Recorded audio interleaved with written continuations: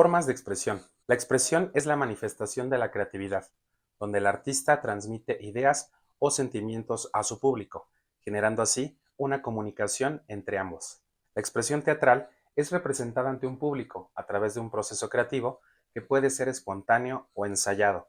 Abarca diversas formas de expresión como la música, la danza y la actuación. Existen diferentes tipos de teatro, entre ellos los que describo a continuación. Teatro infantil. Son aquellas representaciones que se hacen para los niños, a través del uso de un lenguaje sencillo en el que la trama es un tema infantil.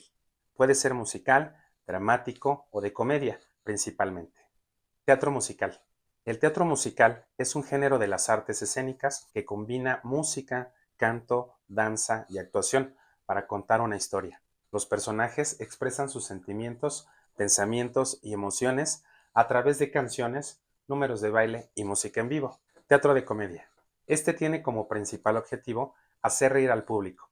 Se caracteriza por situaciones y personajes exagerados y finales felices. Su propósito es entretener, pero también puede ofrecer una reflexión sobre las costumbres sociales y las contradicciones de la vida cotidiana, todo ello envuelto en un tono humorístico. Teatro de inmersión. Los asistentes no solo observan la acción desde una distancia segura, sino que a menudo interactúan con los personajes en el entorno. Teatro absurdo. El teatro absurdo es un género teatral que surgió en la mitad del siglo XX, especialmente en la década de los 50, como respuesta a uno de los cambios sociales, filosóficos y culturales de la época. Se caracteriza por presentar situaciones ilógicas, diálogos incoherentes y personajes que parecen estar atrapados en un universo sin sentido. Teatro mímico. En este tipo de teatro, la expresión corporal y los gestos juegan un papel central para comunicar la historia sin necesidad de palabras. Teatro pedagógico. Es una modalidad del teatro que tiene como objetivo educar y transmitir conocimientos de manera accesible, efectiva y a través de la representación escénica.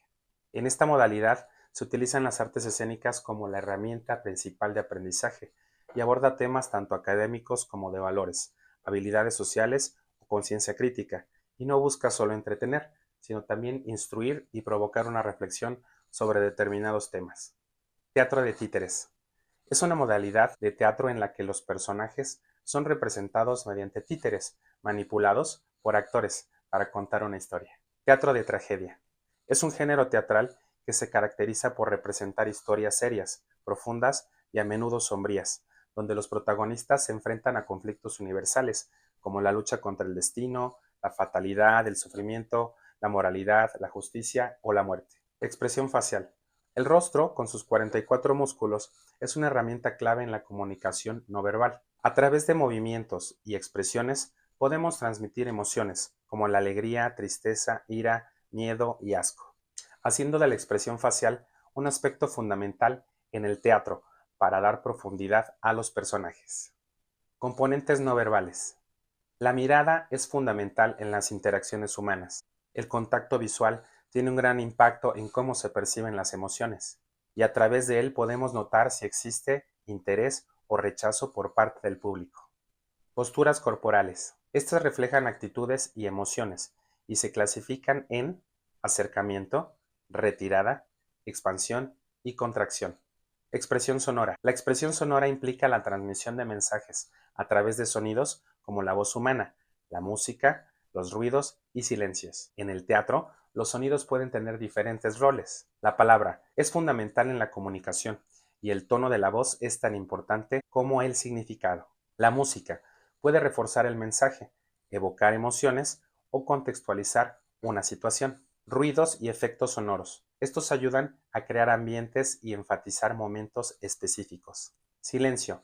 En una puesta en escena el silencio puede tener un significado dramático, ya que nos permite crear pausas que aumentan la tensión en el público. Expresión oral. La expresión oral es la capacidad de comunicar ideas de manera clara y efectiva.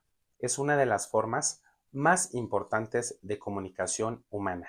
La expresión oral se caracteriza por fluidez, uso natural y espontáneo de las palabras, ritmo, armonía y acentuación del lenguaje, coherencia, organización clara de las ideas, dicción, pronunciación clara de las palabras, y volumen, uso adecuado del volumen al hablar. Tipos de expresión oral.